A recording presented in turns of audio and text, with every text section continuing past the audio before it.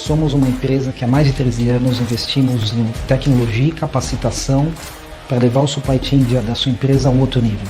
Bem-vindos à Level Group. A Level nasceu de um sonho de resolver os problemas da cadeia de abastecimento. Nosso propósito maior é difundir os preceitos do Fairtrade e gerar resultados sustentáveis para vocês. Nosso time de soluções e tecnologia é altamente especializado na transformação digital dos processos de supply chain.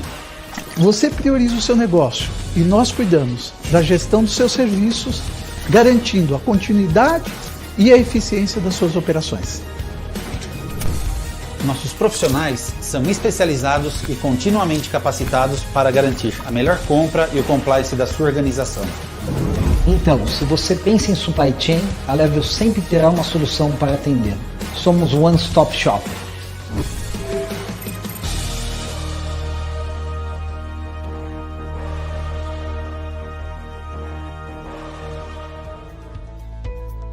Parece mais um dia normal nos escritórios Regos, mas não é. Eu vou mostrar um pouquinho da minha rotina aqui no escritório para vocês. Então vem comigo, vocês vão conhecer um pouco mais. Vocês vão conhecer um pouco da minha rotina aqui dentro, como são as minhas manhãs no escritório. E depois eu vou mostrar um pouquinho de como a nossa ONG trabalha e como a gente está instalado aqui nos escritórios Regos.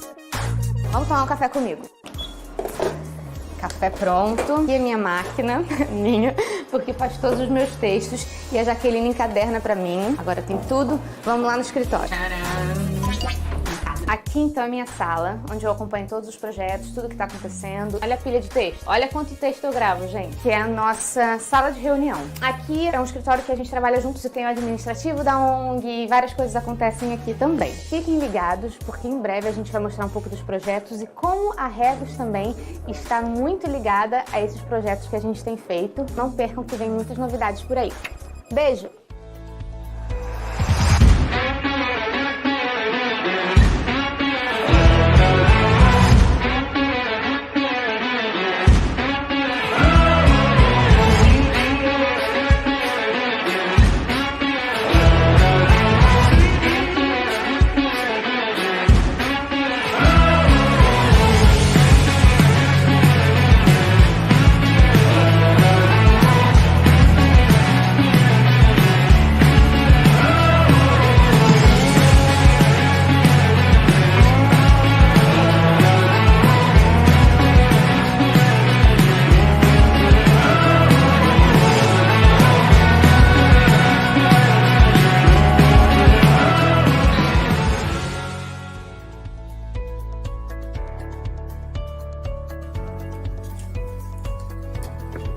Gente, tá ao vivo no meu LinkedIn, tá ao vivo no YouTube.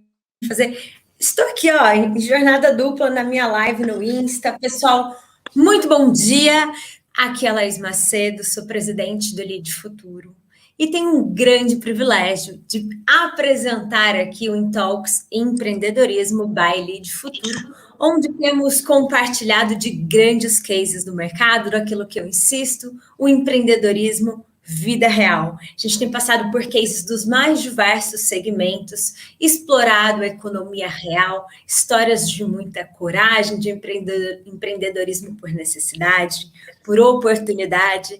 E assim estamos acumulando grandes cases de inspiração, de aprendizagem, de disrupção. Tanta coisa legal tem passado por aqui. A cada entrevista, né, já estamos aqui chegando a uma dezena de entrevistados. Tanto quanto gostar da entrevista, eu gosto do que vem na sequência, quando vocês me escrevem, contando quanto vocês aprenderam, quanto vocês se surpreenderam com aquilo que vocês aqui escutaram. Então, para quem estiver gostando, a gente está ao vivo no LinkedIn, no meu LinkedIn, agora estou ali habilitada para fazer minha live online pela minha página do LinkedIn e também pelo YouTube do Intalks. Então, corre lá, comentem, a gente recebe sempre os comentários por aqui, não deixem de interagir, trazerem suas perguntas, suas dúvidas, seus comentários e, claro, passar essa live adiante. Ela fica salva, ela também se torna um podcast, mas nada melhor do que se vocês puderem compartilhar e consumir esse conteúdo em tempo real. E hoje nossa bandeira é Food Tech. Food Tech, que é um setor que está crescendo imensamente, há uma promessa de que até que é um mercado que cresce, salvo engano, 12% até 2027 no cenário global e até 2035. Estamos falando aqui de um faturamento de 370 bilhões de dólares no mundo. A sociedade está mudando o consumo, hoje temos um consumo mais consciente, seja naquilo que a gente consome, mas também na origem de onde todo esse produto, todas essas marcas vêm, na sua história, propósito, coerência, consistência. Hoje a gente tem muito mais informação e esse acesso nos traz, então, a oportunidade de vivermos uma cadeia de coerência com os nossos valores. E conto tudo isso porque hoje é um case que bota isso em prática. A gente também tem aqui um cenário que a gente vai poder explorar, né? Falei de food tech no mundo, mas o Brasil é um país muito promissor dentro desse setor. E a gente tem visto, então, essa demanda crescente. A gente tem uma pesquisa recente, estou tentando lembrar até a fonte aqui, que hoje nós temos... É uma pesquisa que eu sei que contou com o apoio do Ibope, ela encontrou 39% de flexitarianos, é até novidade para mim esse conceito, e que são pessoas que diminuíram o consumo de produtos de origem animal, mas sem cortar definitivamente. E vem muito do que eu contei há pouco, dessa nossa ideia de busca de novos hábitos saudáveis, mas também da nossa relação muito mais consciente com o meio ambiente e com o nosso entorno, né? Acho que a gente começa a entender que as nossas atitudes individuais, o nosso consumo, o modo como a gente se relaciona com tudo que nos compõe aqui enquanto indivíduos, consumidores e sociedade tem um reflexo sempre coletivo. E assim chegamos, então, à oportunidade de aprender com o case da Iamo de sorvetes saudáveis. Eu adorei quando eu li uma matéria sobre eles, recebi na última semana os produtos. Eu preciso contar Fábio, nosso entrevistado, ele que é founder e CEO, que óbvio que já comi, que óbvio que me apaixonei, porque sou a pessoa que carrega o conceito de que sorvete é sobremesa, e com ele, sim, vem uma série de conservantes, vem açúcar, vem gordura, e que são coisas que eu realmente tento manter o mais distante possível da minha dieta, né, do meu hábito de consumo natural, gosto de uma alimentação saudável, prezo por ela. E quando eu li sobre a marca, me entusiasmei, e na sequência li uma entrevista que eles diziam que a Iamo tem um conceito de sorvete, dia sim e dia sim. E eu adorei. E faz bastante sentido com aquilo que vocês se propõem a entregar. Então, hoje o nosso convidado é Fábio Neto. Fábio, eu estou realmente muito feliz pela oportunidade de tê-lo aqui com a gente. Você que tem protagonizado grandes pautas, entrevistas, palestras, estou acompanhando o seu trabalho. Então, poder contar com você aqui hoje no Intalks Empreendedorismo me deixa bastante feliz, entusiasmada, não só por aquilo que eu vou aprender, porque eu tenho aprendido muito com a oportunidade de estar do lado de cá, entrevistando estes grandes cases, interagindo com essas grandes lideranças, que além de tudo, Fábio, você vai ver o que vem na sequência. A gente vai se conectar, o Lead Futuro é uma plataforma de networking, eu vibro pela oportunidade de me relacionar e caminhar com pessoas como você, com empreendedorismo, vida real. Bom, gente, antes de passar a bola para o Fábio, conhecermos um pouco mais da história desse executivo, que carrega o quê? Um passo ousado, de anos de uma carreira executiva, migrando para o ousado e corajoso caminho de empreender, e empreender no Brasil, que a gente sabe que não é o cenário para amadores. O Fábio Neto, ele fundou a Food Tech Iamo em 2020. Então, vejam bem, a gente está falando de um projeto de 1 ano e os números já anunciam o quanto promissor ele é. E após uma imersão no Vale do Silício, a Iamo, então, nasceu. E ele, antes de empreender, ele acumulou mais de 20 anos trabalhando no varejo e grande parte desse tempo como executivo de marketing na Bermalls. Eu não sei para quem não conhece aqui, é hoje a maior empresa de shopping centers da América Latina. E ele comandou importantes processos de transformação digital. Legal também que daqui a pouco a gente vai poder saber o que esse legado hoje é ativo na jornada de desenvolvimento e de criação da Iamo. Ele é formado em administração e especialista em negociação e liderança pela Harvard Business University. Ele concluiu apenas 3 MBAs, dentre eles gestão de negócios pela Universidade da Califórnia. Aqui mais um ponto que é muito legal, a gente poder trocar uma figurinha. Afinal, é algo que eu gosto de refletir muito. Sou uma pessoa que tentou ali ter uma jornada de graduação, emendando com uma pós. E eu, Laís, depois de uma jornada intraempreendedora e agora empreendedora, digo que meu maior MBA, sem sombra de dúvidas, ele acontece aqui, agora, no dia a dia, enfrentando todas as imprevisibilidades do dia a dia do empreendedor. E ele é mentor da Endeavor e conselheiro da Big Green, uma empresa pioneira em fazendas urbanas na América Latina. Diante desta apresentação e desse entusiasmo aqui evidente de poder te ouvir o case da Yamo, explorar um pouco mais da tua história, Fábio, seja muito bem-vindo e me conta quem é Fábio. Obrigado, Laís. Pô, que apresentação fantástica aí, sua introdução, sua energia. Pô, já me contagiou aqui, eu tenho certeza que esse bate-papo vai ser super bacana. Obrigado, né, pelo convite do Intalks, né? Acompanho aí esse canal de conteúdo tão bacana. Obrigado aí ao Lead Futuro, como você falou, sem dúvida, vamos estender, né, essa nossa relação para mais eventos e outras oportunidades. O time todo aí que nos apoiou também. Pô, super prazer estar aqui contando um pouquinho tanto da minha história, quanto essa história, jornada meio executiva, empreendedora. Acho que tem vários insights aqui interessantes para a gente tratar. E falar da Yamo, né, que é essa food tech, como você falou muito bem, né, do mercado de food techs, hoje super necessário, né, para que a gente, de fato, repense a alimentação no mundo. E a gente vai falar um pouquinho dessa pauta aqui também, que eu acho que é uma pauta super importante. Bom, você pediu para falar um pouquinho do Fábio, né? Eu tenho 39 anos aí, recém-completados, né? Estou beirando os 40 aí, passa rápido. E desde os meus 19, né? Então, tem exatamente 20 anos atuando, né, na carreira executiva. Me formei ali, você já falou um pouquinho, sempre busquei, né, esse caminho aí do que a gente fala muito hoje, lifelong learning, né? Ou seja, antigamente a gente tinha aquela vida muito quadrada, assim, você estuda 20 anos, depois você trabalha 40 anos, depois você tenta aposentar o resto, né? Eu nunca fui muito adepto disso, então eu sempre estudei, então tem 39 anos que eu estudo, né? Até minhas filhas perguntam, papai, tem que estudar até na sua idade? Eu falei, tem, vai ter que estudar, né? Porque é aquilo que você falou, hoje o mundo se transforma numa velocidade tão grande que o conhecimento de ontem, se ele não for atualizado hoje, ele é extremamente perecível, né?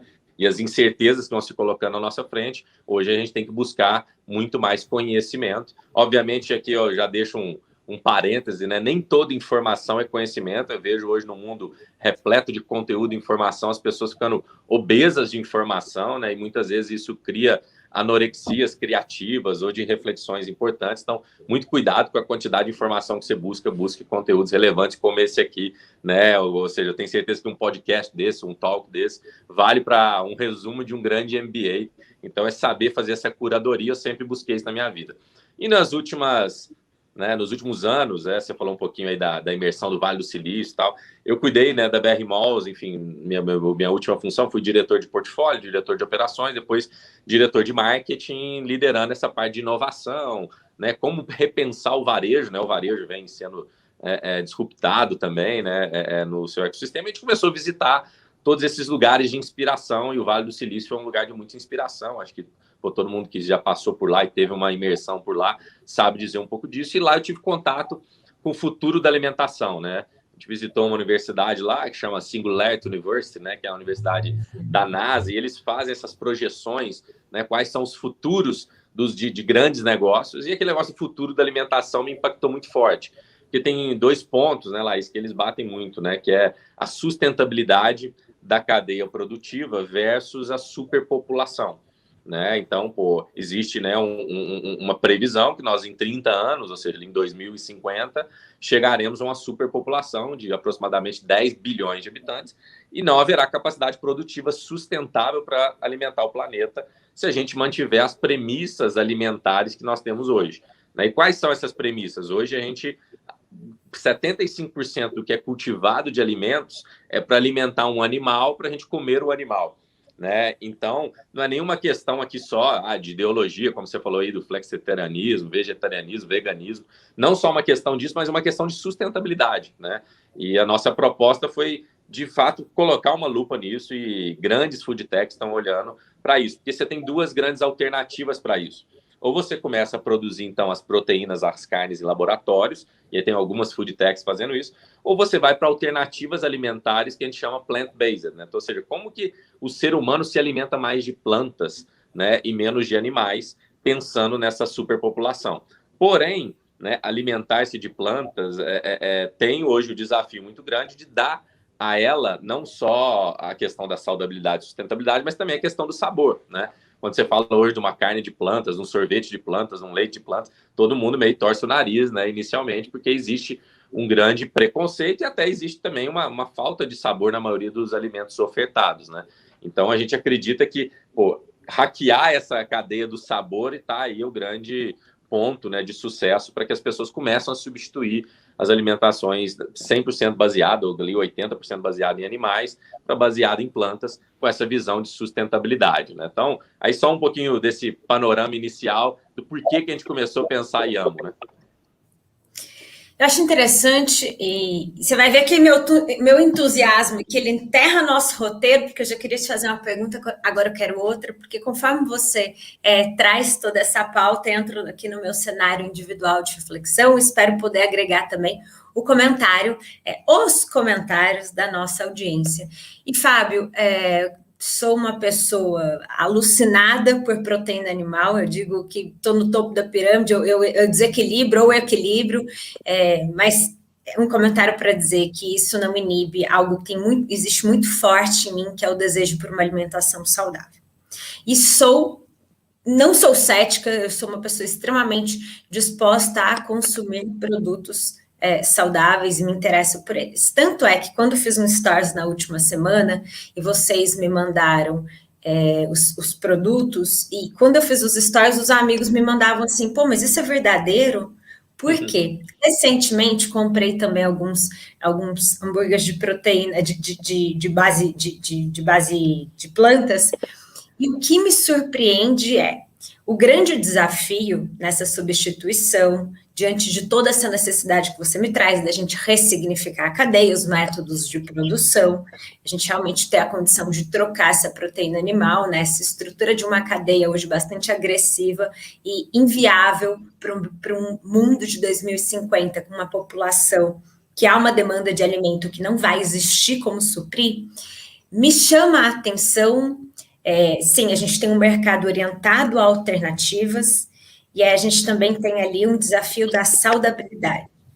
Fiz um stories recente, polemizei, mas me espantou a quantidade de conservantes, a quantidade de produtos extremamente não saudáveis no hambúrguer vegetal. Então, beleza, ele atende a tendência, ele atende o vegetariano que quer consumir algo gostoso, com sabor, que quer sentir que não há prejuízo algum na renúncia dele, qualquer que seja a motivação de deixar ali proteína animal. Mas, ao mesmo tempo, eu sinto que a gente tem um certo conflito e falo de um lugar completamente amador, confronte o que eu estou dizendo, mas me ajude a mudar essa minha visão e me diga se ela é muito singular ou não, pode ser que as coisas estejam mudando e falte em mim só uma imersão nesse ambiente.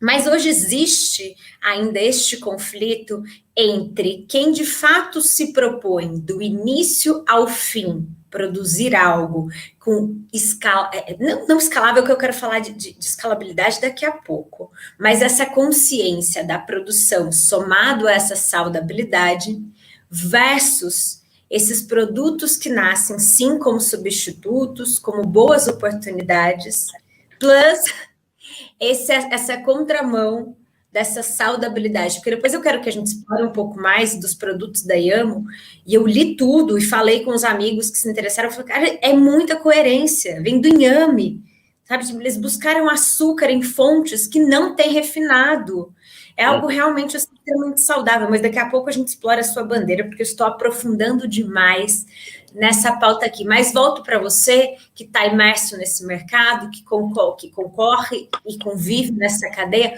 como é que se dá esse contraponto? Ele existe? Ele prejudica a compreensão dessa transformação de consumo da cadeia? Como é que fica essa história?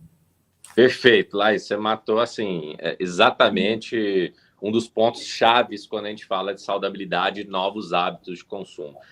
Hoje se vê muita substituição das proteínas animais sem uma preocupação com a saudabilidade real. É exatamente o que você falou, porque muitas vezes tem uma origem, obviamente, ideológica, e muitos, né?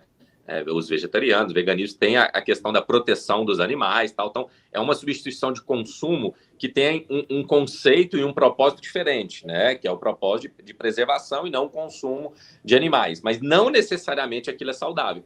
E você vê hoje uma grande, esmagadora quantidade de produtos veganos e vegetarianos não saudáveis, como você falou, muito conservante, muitos estabilizantes, muitas outras coisas que não são bacanas. Por isso que o caminho da saudabilidade, a gente tem aqui os 3 S's que a gente chama aqui no nosso conceito de produto, que é sustentável, saudável e saboroso. Então, olhar para a sustentabilidade da cadeia é algo super importante. Desintermediação, fomento a micro e pequeno agricultor, o conceito do farm to table, né? Como que eu tiro direto da fazenda e levo à mesa das pessoas de uma forma mais rápida possível para diminuir o desperdício. Mas a saudabilidade em si, hoje a gente tem que abordar, né, esse clean label. Hoje se fala muito, né, dos rótulos limpos, né, que é algo que a gente se propõe, a gente vai aprofundar quando a gente falar de IAMO, mas é algo super importante, né? Então, e é uma grande preocupação porque não existe atalho nisso. É muito difícil fazer um produto clean label.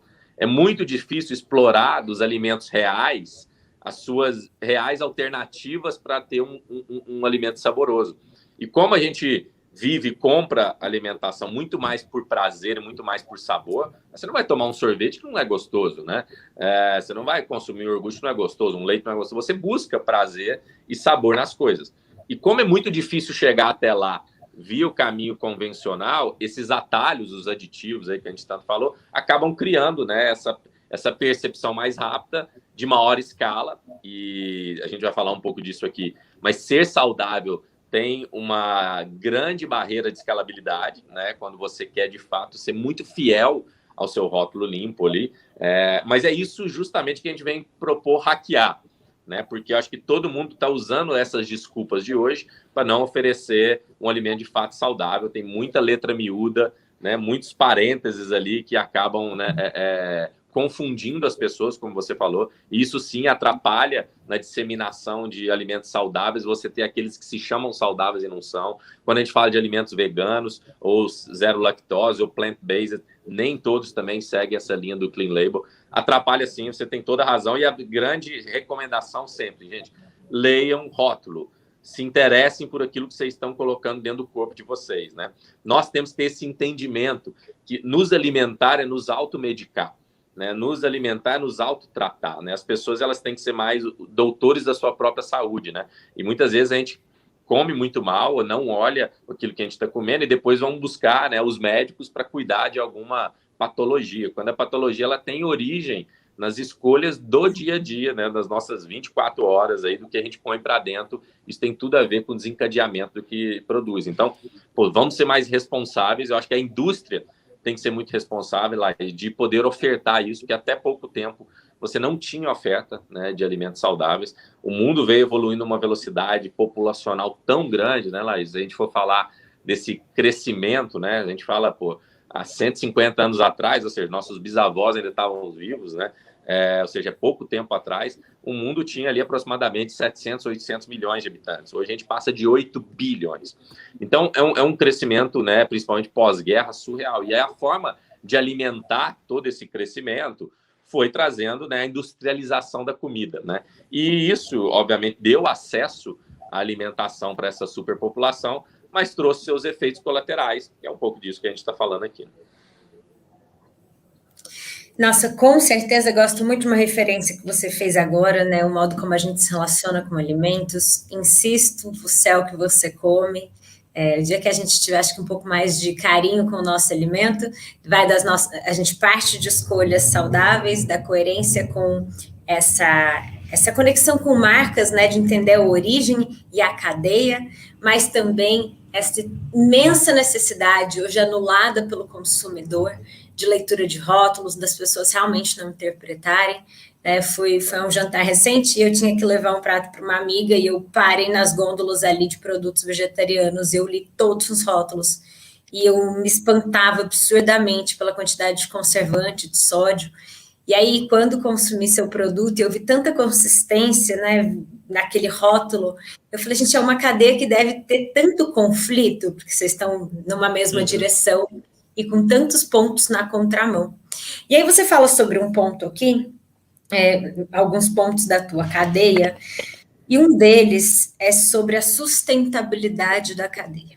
Né? Eu sei que vocês estão baseados em Uberlândia, sou mineira, fico feliz de ver essa potência nacional.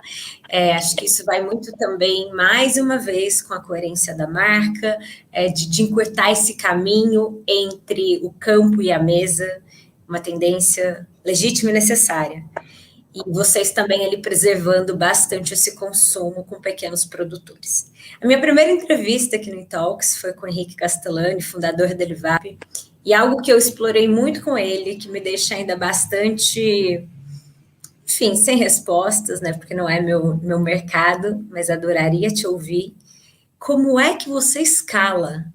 Porque é muito mais fácil você escalar e com preços muito mais acessíveis aquilo que não tem essa necessidade de nutrir uma cadeia de pequenos produtores que não tem escala, que são produtores que não têm um capital de giro, então que eles demandam de uma influência, uma interferência da indústria de uma outra forma. A gente viu agora a série de movimentos que a Livap fez justamente por essa consciência, né, de que a pandemia poderia influenciar na ausência de capital desses produtores que dependem exclusivamente da Livap, né? São produções destinadas totalmente a eles. Estou usando essa referência porque quando fui consumir o conteúdo e a história da Yama, eu vi que vocês preservam muito isso. Então, queria entender de você o quanto escalável é, o que isso é barreira, e se essa escolha do D0, do campo à mesa, do pequeno produtor, ela vai até o fim, ela faz parte de todo o plano de crescimento da Yama? Excelente pergunta, Laís. Acho que o primeiro ponto é você ter clareza que é de fato esse o seu propósito. Então, se saudabilidade é real, e se a gente falou, se a gente veio combater aquela dor que é da superpopulação, e a cadeia produtiva hoje ela é muito ineficiente, né? E eu aprendi isso lá na Big Green, né? Que é a empresa que a gente tem de fazendas urbanas, ou seja, a gente pegou fazendas e levou para dentro de shopping centers. Na época eu ainda estava em shopping centers. Esse modelo a gente estamos inaugurando em mais de 10 shoppings no Brasil ao longo dos próximos 12 meses, fazendas para levar, de fato, o alimento para perto das pessoas, para que a cadeia que tanto desperdiça alimento, que é a cadeia logística, seja, vamos dizer assim, hackeada nesse sentido. Pegando esse aprendizado, né, que eu aprendi lá na Big Green, trazendo aqui para a Yama, a gente falou, putz, é isso que a gente quer. No fim do dia, a gente quer alimentos frescos, saudáveis, que as pessoas possam consumir sem culpa, sem risco nenhum a sua alimentação. Então, esse é um propósito inegociável para nós. Como que a gente vai escalar isso? A gente precisa buscar parceiros dessa cadeia, né? Porque hoje a gente escolheu um caminho que geralmente a maioria não escolhe, que é o da verticalização, né, Laís? Então, hoje a gente produz, a gente tem uma fazenda laboratório junto com a Universidade Federal, onde a gente desenvolve as sementes, aprende como que faz o inhame, né? Para quem não sabe, a gente acabou não falando aqui, mas a base do nosso produto é um superalimento, é um superfood. O conceito de superfood no Brasil é pouco disseminado, né? Nos Estados Unidos e Europa já se busca muito os rótulos com superfoods, né? Superfoods são esses alimentos que, mais do que só serem saudáveis, eles trazem benefícios reais para o seu corpo, de curar o seu corpo de algumas doenças, patologias. E o inhame é um superfood, foi um dos alimentos mais recomendados para tratamento de Covid, porque ele depura o sangue, ele oxigena a nossa circulação, né? O inhame vem também de Minas Gerais, lá tem a cidade do inhame, que é Inhapim, que é uma cidade onde menos tem casos de câncer no Brasil, porque a base da alimentação é do inhame, o inhame é antioxidante, então ele combate os radicais livres que causam câncer. Então, assim, é um super alimento. Putz, a gente precisa ser dono, de fato, e ter muita propriedade para ter esse alimento. Como que a gente vai, então, produzi-lo de forma controlada, organizada, fomentar e ensinar os agricultores de inhame como que eles têm que fazer a partir da expertise que a gente aprendeu junto com a Universidade Federal, e tem várias teses, vários professores, tanto de agronomia quanto de engenharia de alimentos, que já trabalhavam sobre o inhame. A gente está levando esse conhecimento para os agricultores, os formando e os ajudando a produzir mais e melhor. E para expandir para o nível Brasil, a gente teve que buscar outros produtores no nível Brasil. Semana passada, por exemplo, eu estava no Espírito Santo. O Espírito Santo é um dos maiores produtores de inhame do Brasil. A gente foi conhecer lá o rei do inhame e tal, para como também se aliançar com ele, provocar aquilo e criar um link logístico sustentável. Porque hoje do Brasil, um país continental como o nosso, né, onde você pega, né, uma cidade como São Paulo, que é maior do que Portugal, né, você pega estados como Minas Gerais, que é maior do que grandes países da Europa, esse país continental, ele demanda de logística, né? Hoje, todo negócio bem sucedido no Brasil é um negócio de logística, né? Então, a sustentabilidade da cadeia do alimento passa por uma logística inteligente. Então, isso que a gente está desenhando, ou seja, como que a gente verticalizou a produção, isso a gente leva para um centro de processamento de alimentos, que também é nosso, onde a gente desenvolve, né, a nossa propriedade ali, nosso patrimônio, que a gente chama de iamina, que é a vitamina do inhame ali, né, é um composto nutritivo que a gente agrega aos produtos, né? Hoje é o sorvete, e o que a gente brinca, pô, se a gente conseguir, de fato, hackear isso no sorvete, que é um produto congelado de difícil logística, a gente consegue para todos os outros alimentos que a gente quer. Então, a gente já começou pelo mais difícil, Laís. Então, pô, a gente conseguindo acertar a mão, e estamos conseguindo, né? Já estamos, né, bem em Minas Gerais, já entramos em São Paulo também no mês que vem, agora para o Rio de Janeiro, né? Já caminhando para outras regiões do Brasil. Então, pouco tempo, ou seja, mostra que existe uma cadeia disposta a olhar isso com bons olhos. Então, é possível escalar? É muito mais difícil que o tradicional, sim, por isso a maioria não busca esse caminho, busca um caminho de horizontalizar, ou seja, ele só cria uma marca, um monte de gente terceiro produz para ele, ele coloca uma marca lá no rótulo e vende. A gente escolheu, pô, ir da terra ao pote, né? Ir lá, cultivar, olhar, é um caminho árduo, mas a gente acredita muito aqui num framework que a gente usa, Laís, que é o seguinte: a gente primeiro tem que tornar o impossível possível, e depois o possível viável, né? E nós estamos nessa jornada de trazer para as pessoas algo que era impossível ser possível. E aí, concomitante com isso, buscando viabilidade do negócio, né? Que todo negócio, obviamente, tem que ser viável. Mas essa cabeça, muitas vezes, do empreendedor sul-americano de já abrir uma empresa, né? Já olhando a última linha, né? Já olhando lá o DRE, já olhando o EBITDA e tal. E quando a gente olha, né, e a grande inspiração lá do Vale do Silício, de outros mercados, putz, como que eu, de fato, ganhe mercado? Eu leve algo que era impossível ao mercado, crie essa base de consumidores, crio paixão pelo meu produto e aos poucos eu vou fazendo o turnaround de viabilidade. Então, muitos não escolhem esse caminho mais difícil, porque muitas vezes no início ele é inviável. Por isso que a gente buscou investimentos, buscamos um super board aqui de executivos para fazer esse impossível possível. E, na sequência, o possível ser viável, né? Então, assim, é possível ter escala e é viável ter escala, nós estamos nessa jornada. E quando você fala aí de escala, né, você bem colocou, bem pontuou um ponto aqui que é atingir vários setores, que é logística, que é o desafio logístico no Brasil, né? Estamos aí avançando a passos lentos, mas, enfim, é uma dor do brasileiro, qualquer que seja o setor. Mas tenho a impressão, no seu mercado, pelo posicionamento da Iamo, de que vocês também têm um outro desafio. Porque imagino que empreender no mercado de sorvete, de sobremesas e lançar mais um produto cheio de açúcar e caramelo, e chocolate, sabores surpreendentes e tem caloria mesmo, mas foca nesse aqui que gostoso e vou concorrer com Häagen-Dazs, com Ben & Jerry's, vou ter como um ativo um preço mais competitivo. Isso seja parte de um lugar mais tranquilo. Eu imagino que a Iamo nasce do desafio de desmistificar o mercado. E esse desafio de desmistificar esse mercado vem, na minha visão, e me corrija se a estratégia, a necessidade for outra, de ter como um elo também não só a logística como um ativo essencial e necessário para esse crescimento, mas a informação. Como é que você informa, cativa esse mercado? Porque eu fico pensando assim, como é que você conta para uma mãe pode dar esse sorvete para o seu filho, você não está enchendo ele de sobremesa, isso não é uma sobremesa e um açúcar, isso é um complemento, né, à nutrição dele, à alimentação dele. Vocês têm hoje essa consciência, esse diagnóstico dessa ausência de informação, e assim sendo, como é que vocês olham e trabalham com isso? Sem dúvida, Laís, desinformação hoje é um grande problema que a gente vive. E levar essa cultura de saudabilidade é muito importante. Eu acho que um grande acelerador disso, né, vamos dizer assim, se a gente pode extrair algo bom desses últimos 18 meses que a gente viveu aí de pandemia, que as pessoas refletiram sobre a necessidade de olhar mais para a sua saúde, né? A gente viu pessoas chacoalhadas aí, muitos, enfim, tendo fragilidades, né, sendo evidenciadas, E a gente vive, né? Você olha pesquisas, é interessante, tem até uma pesquisa super bacana aqui, que diz o seguinte, né? 81% das pessoas dizem que estão mais preocupadas com a própria saúde. 90% dizem que estão mais preocupados com a saúde dos outros. 95% se dizem que vão comprar coisas mais sustentáveis para evitar desperdício de alimento. 89% compram hoje coisas mais saudáveis para aumentar a imunidade da família. Ou seja, é evidente, as pessoas estão olhando para isso. Esse é um mercado que cresce, a consciência cresce, mas como você falou, ela ainda é muito menor do que deveria ser.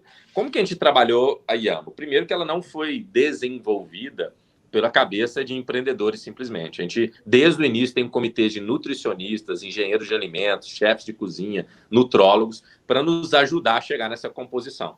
Né? E a nossa persona principal, Laís, é aquela mulher ali entre 30 e 40 anos, cada vez mais preocupada com o seu corpo, com aquilo que consome, e também na sua cesta de compras, em como levar mais saudabilidade para a sua família, né? Então, como você falou, ela tem filhos e ela lembra daquilo, pô, ela quando era pequena lá, tomava refrigerante, comia bolacha recheada todo dia e tal, e ela já tem uma consciência, putz, eu não posso dar isso pro meu filho todo dia.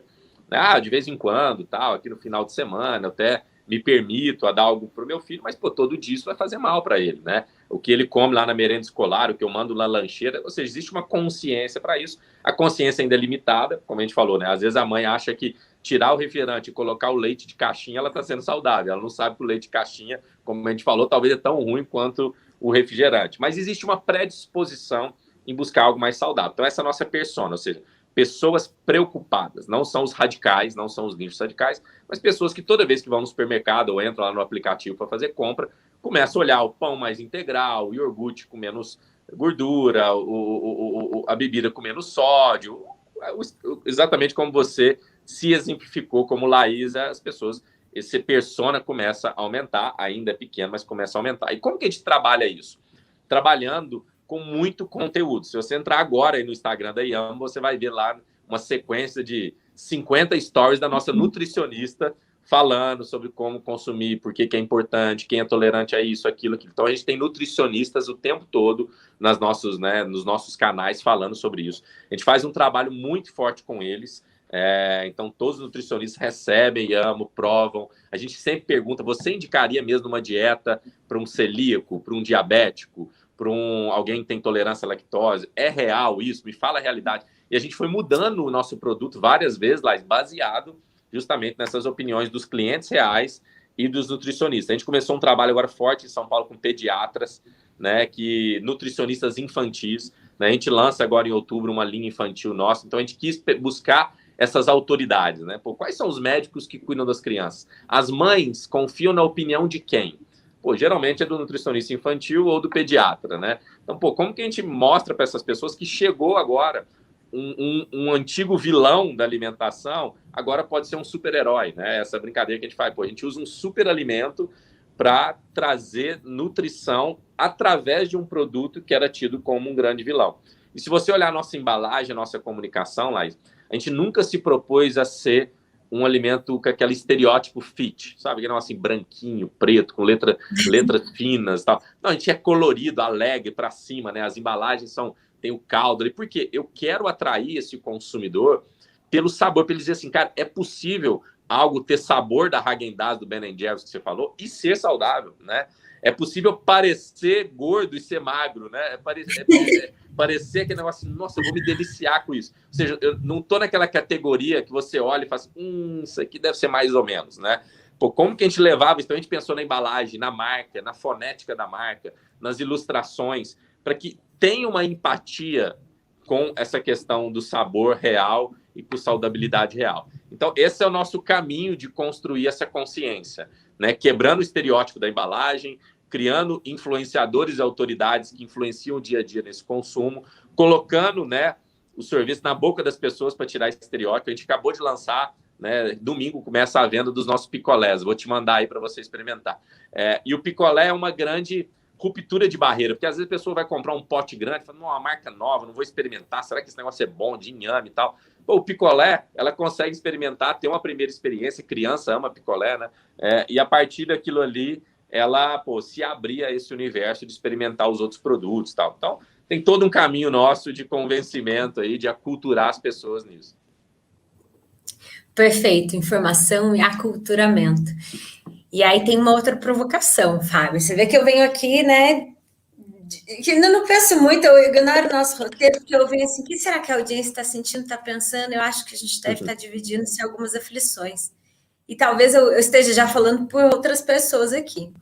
Então, é evidente que muitos de nós já temos o privilégio, em função de uma base de informação e de formação da nossa relação com o alimento como um remédio e parte do nosso desenvolvimento, enfim, da nossa prosperidade, da nossa saúde, mas é evidente, pesquisas comprovam o quanto requer de investimento para você migrar o seu comportamento para hábitos saudáveis, né? O percentual, o custo de produtos orgânicos, ele chega a ser 50%, 60% maior. Então, é muito difícil, por mais que informação você tenha, aculturamento você tenha, você dizer àquela pessoa que ela tem que aumentar em 60% do mercado, que já é um custo que hoje surpreende, né? Está tudo cada vez mais alto, por uma alimentação saudável.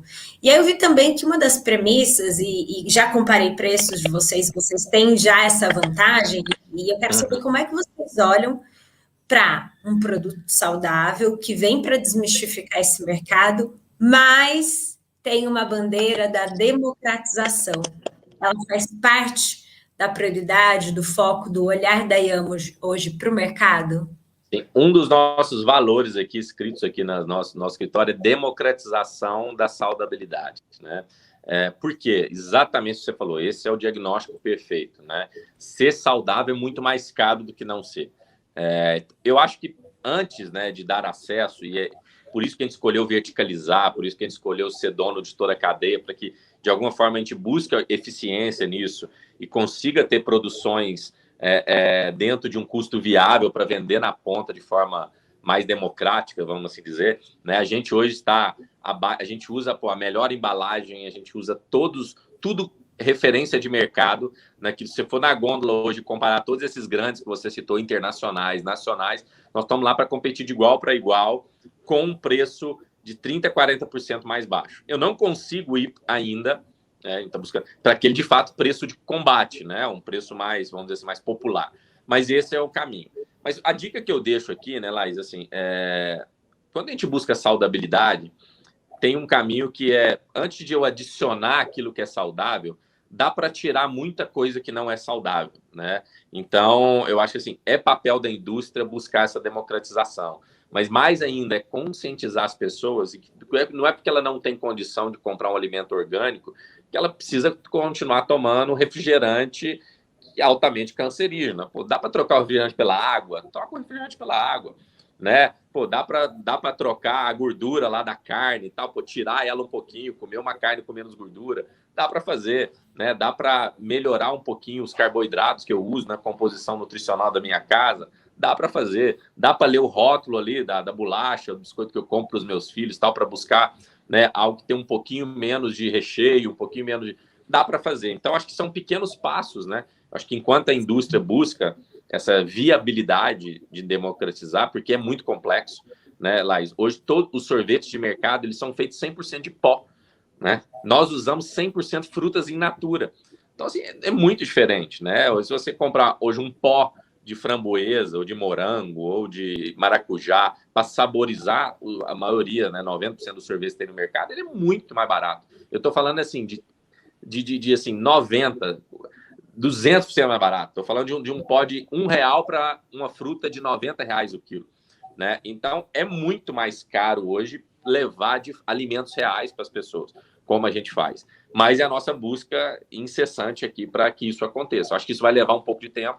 Tem uma responsabilidade da grande indústria Brasil, olhar para isso com mais responsabilidade. Eu acho que esse é o papel da grande indústria, fomentar uma agricultura mais beneficiada, né? O Brasil hoje sofre porque o Brasil é o país da agricultura, mas é o país da commodity, né? Ele pega toda aquela commodity e manda para fora, e o resto do mundo beneficia. né? E por isso que a gente ganha muito pouco recurso aqui a nossa agricultura, nosso modelo poderia ser muito mais rentável para o Brasil se a gente beneficiasse aqui. E é isso que a gente está querendo dar o exemplo, como pegar o inhame e transformar ele em sorvete, não só vender o inhame lá na hortifruti. Pegar o inhame, que é um superalimento, e transformar num leite, transformar num snack, transformar num chocolate. Ou seja, como que eu levo um superalimento de uma forma que as pessoas tenham mais empatia em consumir? Porque, pô, não sei, mas grande parte das pessoas que eu converso nas entrevistas e tal, falam, nossa, eu já comi inhame lá na minha infância, né? Minha avó um dia me deu, né? Tinha lá um danoninho de inhame e tal. Eu falei, por que você parou de comer? Ah, pô, não, porque eu não gostava tanto. Era tão... Pô, você acredita que agora a gente fez um sorvete disso? A pessoa, pô, não acredito. Eu falei, aquele que a sua avó falava que era tão bom que você tinha que consumir, agora tem forma de sorvete, agora tem forma de chocolate, tem forma de tantas outras coisas. Então é nossa responsabilidade também pegar esses superalimentos que não são caros e transformá-los em algo que as pessoas queiram comprar. Porque não adianta eu falar para você, para de comer tal coisa e começa a comer inhame. Pô, mas por quê, né? Eu tenho que beneficiar e trazer de alguma forma ao mercado algo que seja atrativo. Então, acho que são dois caminhos, né? Responsabilidade da indústria, e nós estamos tentando dar o exemplo aqui, consciência das pessoas que dinheiro não é toda a justificativa, né? Existe também uma predisposição, porque mais do que isso, Laís, hoje a combinação da falta de saúde do brasileiro, do mundo, não está só na alimentação, mas é uma combinação seríssima de alimentação ruim com sedentarismo. A gente vive hoje um mundo muito mais confortável, né? Hoje a gente não tem que ir mais do banco, não vai mais do correio, não sai de casa para nada, né? Depois que inventaram a televisão, as pessoas começaram mais em volta da televisão, agora com os smartphones, ou seja, o conforto do mundo foi generalizado. E hoje a gente vê doenças que antigamente eram por escassez, que eram desnutrição, de fato miséria, alimentação. Hoje a gente vê doenças por excesso, né? Doenças de pessoas porque comem demais, porque comem mal demais. A obesidade é um dos maiores, né, doenças que a gente vive hoje. Então, ou seja, essa consciência de quantidade e também vinculada a sedentarismo é muito forte, né? Hoje as grandes doenças vêm disso, né? Um dos grandes percentuais das pessoas que não resistiram ao Covid eram por conta de sedentarismo, né? Então, essa combinação é muito forte. Então, acho que tem o caminho da democratização, mas tem o caminho de eu querer, assim, a partir de amanhã, ter uma atitude nova sobre a minha saúde e querer romper, querer fazer, me movimentar mais para descer no ponto de ônibus um ponto antes para andar um pouquinho mais, estacionar mais longe quando eu chegar no shopping para poder andar, subir uma escada ao invés de subir um elevador, me movimentar, né, e buscar esse consumo um pouquinho mais consciente. Excelente reflexão, né? Eu acho que os números, eles anunciam, inclusive nos espantam, o número, por exemplo, de obesidade infantil, porque é isso, não adianta hoje a gente só também lutar, buscar a consciência de uma alimentação saudável, mas os hábitos, eles são essenciais, né? Acho que de nada adianta a gente também optar por uma vida de consumo de alimentos saudáveis e anular completamente a prática de esportes. É um corpo ali em movimento, em estado de evolução, é uma equação que o saldo só é positivo se tivermos consciência do quanto esses elementos precisam caminhar lado a lado. E aí, Fábio, você trouxe um comentário que vincula a uma outra curiosidade que tenho aqui, que esse tema, né, a gente colocou um holofote quando a gente fala de comorbidade, qual a origem dela, nós colocamos um holofote nessa pandemia, a necessidade, então, de nos cuidarmos, seja pela prática de esportes, seja pela alimentação saudável, até questões mais profundas, de cuidar da nossa saúde mental, de processos de autoconhecimento. E aí eu queria entender esses elementos, como eles contribuíram para uma marca, uma empresa que nasce dentro de uma pandemia. Imagino que vocês já vinham ali no BP, numa estrutura pronta para lançar um negócio e que não contava com uma pandemia, e ao enfrentar uma pandemia, quais foram os desafios de empreender nela, e se esses elementos que passei aqui rapidamente por eles, se eles acabaram se tornando aliados ao posicionamento da Yamo no mercado? Sem dúvida, é um super desafio empreender num momento nunca antes, né, possível de prever como que a gente está vivendo, né? Eu, na minha carreira executiva, vivi inúmeras crises, né? Inúmeros altos e baixos, mas minimamente você tinha um histórico ali, um track record que você olhava para trás e falava, não, naquela outra a gente fez isso, vamos tentar fazer. Dessa vez, era muito imprevisível o dia seguinte, o mês seguinte, né? Os lockdowns, o que ia acontecer, onde as pessoas iam fazer compra, né? Então, isso, de alguma forma, fez a gente refletir muito. Primeiro, as pessoas estavam em casa se alimentando de forma, né, muito diferente do que se alimentavam quando estavam fora de casa, né?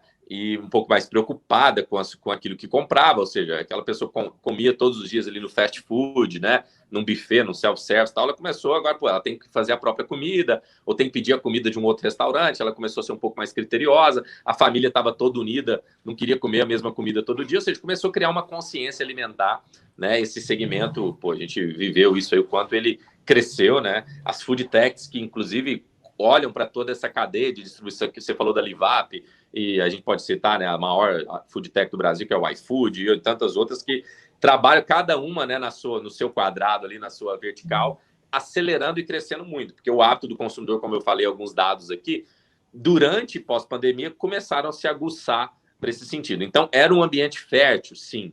Vimos nisso, obviamente, isso começou em 2019, a nossa ideia, não existia pandemia, mas a gente viu na pandemia uma oportunidade, falei, putz, é agora a hora de, né, reforçar a questão da saudabilidade, né? As pessoas estão dentro de casa buscando momentos de minimamente ali de descompressão, de prazer, com tanta notícia ruim, com tanta coisa ruim, né?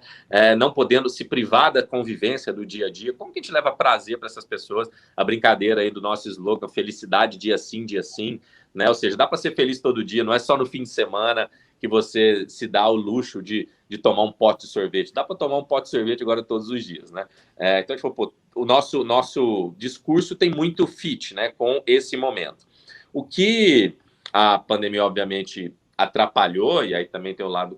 Porque ir a mercado, né, no sentido assim, de colocar o nosso produto em expansão, ele sofreu várias oscilações, porque hora, né, lockdown numa cidade que a gente estava, aí abria lockdown na outra, aí abria outra lockdown na outra, e aí todo mundo com medo, né, não, um produto novo, e aí os compradores dos mercados não nos recebiam até hoje, né, porque por conta do distanciamento, contato, então é difícil experimentar. A gente ia para os PDV, para os lugares, assim, fazer degustação, né? Em alimentação, degustação das coisas principais para alguém quebrar a barreira de consumo. E hoje não pode degustar, porque eu não posso servir um sorvete para alguém e entregar para alguém, né? Então, como que a gente trabalha a degustação? Começamos a fazer os potinhos prontos, mandar para as pessoas, putz, a gente precisa de fazer o sorvete chegar na casa das pessoas. A gente mapeou em todas as cidades que a gente estava, os restaurantes que mais tinham delivery, e fizemos parceria com todos eles para que, junto com o delivery, a gente desse um presente, que era um potinho de amo para todo mundo. Né? Levar de surpresa uma novidade, uma coisa bacana para que as pessoas entendessem aquele produto novo. Então, assim, tinha um ambiente fértil, mas tinha um desafio enorme, né, de como lançar uma empresa que eu tenho que te convencer a colocar aquele produto na boca sem poder ter contato com você. Né, sem poder ir ao supermercado, sem poder ir para o restaurante e tal. E a gente teve que se desdobrar, né? Várias ações foram super bem sucedidas, outras menos, né? Hoje a gente está nessa, aí meio saindo, né, dos lockdowns, tal, algumas cidades ainda com mais restrições, outras com menos, mas num ambiente um pouco melhor e mais favorável para isso, e uma consciência melhor. Por isso até que, a gente viu uma necessidade, os consumidores que amaram o sorvete começaram a pedir outros produtos, né? Por que vocês não fazem isso também da marca de vocês, isso também? E a gente está exatamente nesse momento de ouvir bastante os clientes. Quando a gente criou a Yamo lá atrás, Laís, a gente pegou 300 famílias, né, em Belo Horizonte, que é uma capital emblemática que a gente queria buscar, em Uberlândia, que era uma cidade interior forte, 300 famílias para nos ajudar a co-criar o produto. Que a gente sempre acreditava, algo que eu sempre aprendi, assim, a gente não faz produtos para os clientes, a gente faz com os clientes, né? Então, fazer com eles era muito importante. E vários feedbacks iam vindo nesse processo. Não, esse aqui ficou muito doce. Esse aqui ficou muito ácido. Por que vocês não fazem o açaí? A gente nem estava na nossa linha açaí. Depois a gente lançou o açaí. O açaí é um sucesso, o nosso açaí hoje, porque ele é super natural. Adorei. Não usa xaropes, não usa um monte de coisa. Então, essa co-construção com o cliente, a pandemia também ajudou, porque estava todo mundo em casa. A gente levava lá um box de sorvete, assim, você pode experimentar, é um formato beta, você foi escolhido para isso, você pode me dar um feedback sobre isso, o que a sua família achou, talvez num ambiente mais frenético, das pessoas fora de casa, no dia a dia, talvez a gente não teria condição de entrar na casa de tantas famílias e pedir opinião assim. Então tem os lados, os prós e os contras, eu acho que todo mundo teve que dar o seu jeito aí, seus pulos, né, nesse momento. Isso aí, só reforçando o DNA do empreendedor, né? Essa capacidade de reinvenção, de mudar o curso da história, do planejamento, numa velocidade muito além daquela que a gente imaginou que o business demandaria, mas que o empreendedor, ele cria, ele executa, ele pivota e fail fast, erra rápido, erra barato, e assim, enfim, prosperar ali com os nossos negócios. Eu queria falar um pouquinho de empreendedorismo, a gente está chegando aqui aos minutos finais, mas você falou aqui sobre ouvir os clientes e o quanto eles trazem ali de insights para uma eventual expansão de portfólio, de novos produtos, né, dentro desse portfólio. O Paulo Rebelo fez uma referência aqui no início e agora já está dizendo que vai comprar os produtos porque ficou curioso. Paulo, recomendo. Esse açaí é maravilhoso. Também, o chocolate também, vocês viram, já estou em dia com esse portfólio. Mas o Paulo pergunta aqui se você pretende seguir o caminho, e me perdoe se eu pronunciar errado, da Nautico. Tá, perfeito. E diversificar os seus produtos. Salvo engano, é uma empresa chilena, né? Correto? Perfeito. Isso. Nasce aí de um conceito também de desmistificar produtos, até então tido como alguns vilões. E estão crescendo rápido, né? O portfólio ali cresce, e cada vez que cruzo eles no mercado, algo novo existe. E queria saber, e Paulo também, se vocês hoje já consideram esse caminho, se consideram, né, se é algo de curto, médio ou longo prazo. Perfeito. Obrigado, Paulo, pela pergunta aí. A Nautico é uma inspiração, a empresa chilena, né? Se transformou o primeiro unicórnio do Chile. Tá no Brasil muito forte, inclusive a gente fica no mesmo escritório ali na Faria Lima, em São Paulo, a gente divide ali um hub de food techs que é o Bioma, super bacana o hub, depois fica o convite aí para quem quiser visitar lá, são várias food techs sonhando, né, nessa mudança aí da alimentação. A Nautico está ali, sem dúvida, é uma inspiração, né, eles têm sorvetes, leites, hambúrgueres, agora lançaram a carne moída também, né, e esse, sem dúvida, é um caminho que a gente quer percorrer. Já estamos aí, falando um pouquinho de prazo, já estamos em desenvolvimento desses produtos. A gente quer fortemente atacar o que a gente chama de indulgências, né? Então, ou seja, tem muita hoje opção saudável de algumas coisas, mas quando a gente ataca de fato aquilo que as pessoas amam consumir, tem muita culpa por consumir, né? São poucas opções de fato saudáveis, como a gente estava falando no início, né, Laís? E sim, a gente busca isso. Então, a parte dos derivados, vamos dizer assim, lácteos, né, que obviamente não são lácteos, porque são de leite vegetal, mas a gente está buscando, né, tanto leites, iogurtes e seus derivados. Estamos buscando uma linha de snacks, já estamos experimentando alguns aqui, já começando a alguns clientes provarem, porque a gente também viu isso, né? Quando você vai lá para as famílias, as preocupações das mães meu filho quer comer snack o dia todo, né? Lá os biscoitinhos, aqueles negócios dos saquinhos, aquilo, cheio de corante, é cheio de um monte de coisa tão ruim. A gente falou, como que a gente cria para esse universo um snack que tenha gosto de snack gostoso, né? Tem o mesmo gosto lá que a criança está acostumada, que ela ama, né, para assistir o desenho dela lá, para levar para a escola. Como que a gente cria essa alternativa saudável para isso também? Então, sim, respondendo, são as indulgências, já estamos atacando, a ideia é lançar talvez algumas coisas até o final do ano, mas a grande maioria em 2022. E com essa proximidade, né, entre as food techs, criando aí quase esse ambiente de comunidade, no qual me interessei muito em visitar com o Lead Futuro, inclusive, ali dentro você não olha, por exemplo, com essas oportunidades para que elas sejam aceleradas, um movimento de co-branding? Sim, eu acho que co-branding é uma das coisas que a gente mais busca, inclusive, tá, Laís?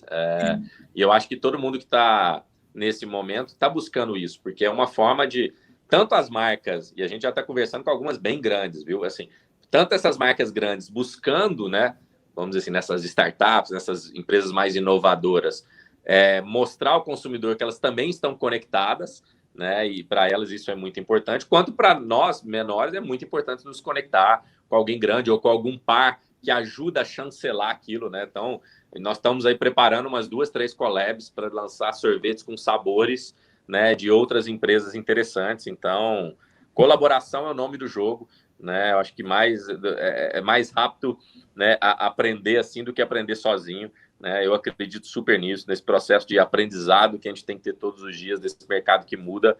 Quanto mais juntos estivermos, melhor. Obviamente, cada um ali vai, né, dentro dos seus limites, da sua zona né, de mínima colaboração / concorrência, mas no fim do dia os propósitos são únicos, que é levar opções de saudabilidade, né?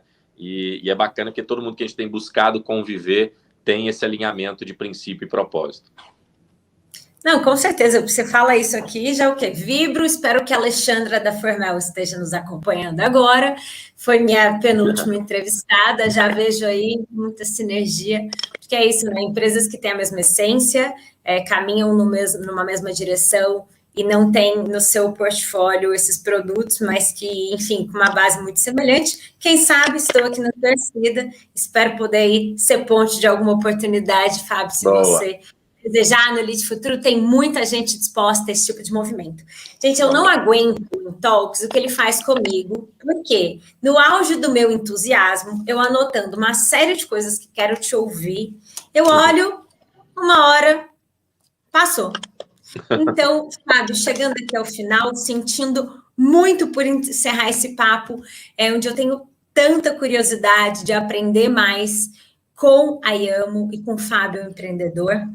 Agradecendo imensamente a todas as pessoas que nos acompanharam pelo LinkedIn, pelo YouTube, e ainda fez uma livezinha aqui no meu Insta, então acho que as pessoas não conseguiram consumir o conteúdo do outro lado, mas está salvo, isso também vira um podcast.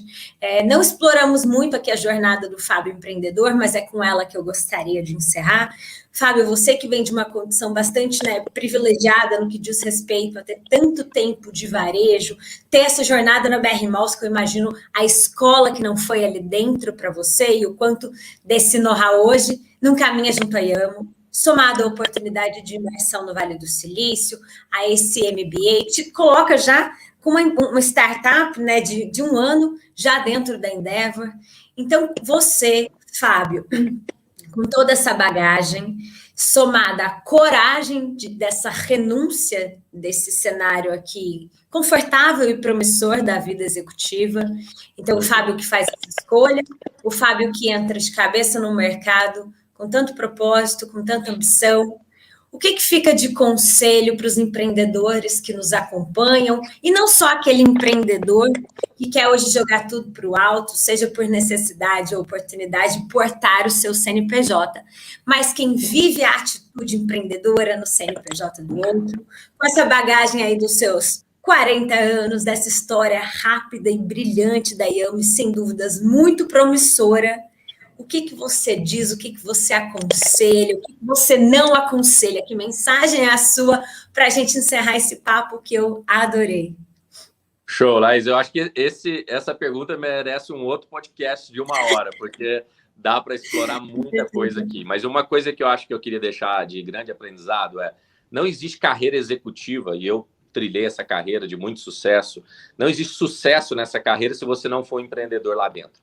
Empreendedor é aquilo, como a Laís falou, é uma atitude, é um estado de espírito, é muito mais uma vontade todos os dias de resolver um problema de alguém, uma dor de alguém, trazer solução. É menos sobre paixão do produto e mais sobre paixão por problemas, né? Então, seja um apaixonado por problemas, seja onde você estiver. A gente foi ensinado a correr de problema.